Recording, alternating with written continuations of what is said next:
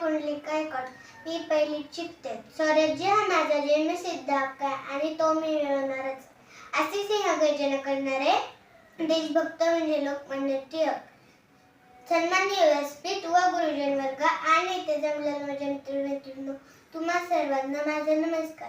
लोकमान्य टिळक यांचा जन्म 23 जुलै 1856 रोजी रत्नागिरीमधील चिखलगावमध्ये झाला. त्यांचे पूर्ण नाव केशव गंगाधर टिळक असे होते. घरातील सर्वजण त्यांना लाडाने बाळ असे म्हणत होते.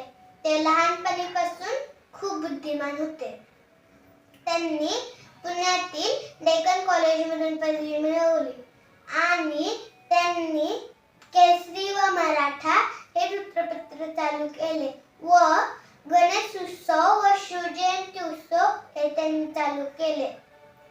सिंहगर्जना करायला काळीत सिंहाचेच लागते.